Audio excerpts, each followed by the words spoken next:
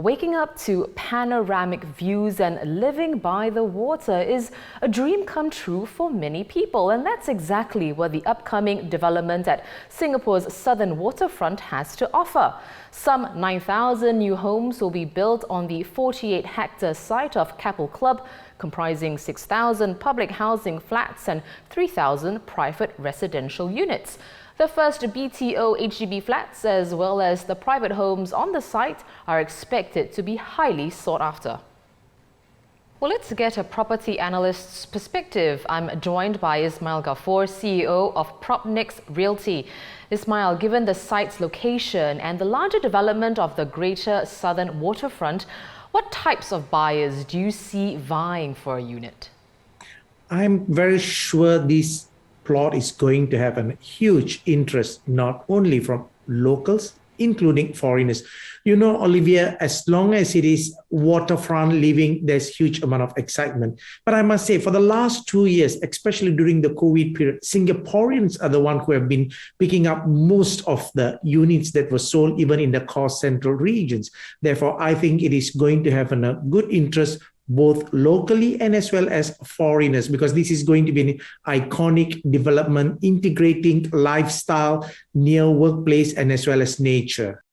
Do you think we'll see more smaller, younger families moving to that area? I think when we talk about the private property, it is not going to be cheap, because we reckon the price range is going to be anything well above $2,500 per square foot. It could be, yes, people who are active, who wants to have the activities within the doorstep and yet can go to central business districts to work.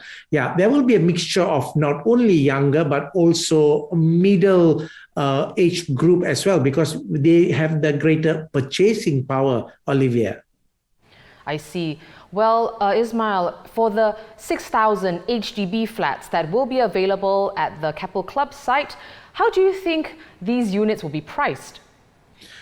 I think when we look at it, again, you know, the government have already come out with some new policies as far as the prime location homes are concerned. And that's the model we anticipate that is likely to be put in place for this location so as to allow more Singaporeans to qualify. You know, one of the key restrictions will be the MOP is not 5 years, but it is going to be likely to be 10 years. And that's necessary because we have seen many a time in the past the lottery effect of Singaporeans getting a public housing in a prime location and hitting $1 million in the resale market.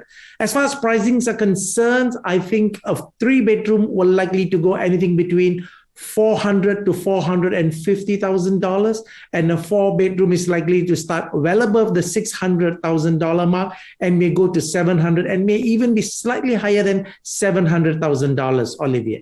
Wow.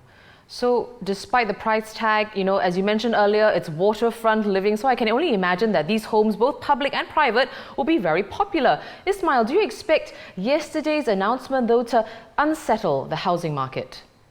I certainly don't think so. It is going to create any kind of an immediate knee-jerk or an unsettled situation, simply because when we look at the numbers of 3,000 for the private, and it is going to take another 3 to 5 years before all these are being launched. And by the time they're completed, well, it may take a good 8 years before the first house is being delivered or so. And therefore, I don't think it is going to create any kind of a significant impact currently, because the current requirement will purely depend on the demand and supply as it is right now.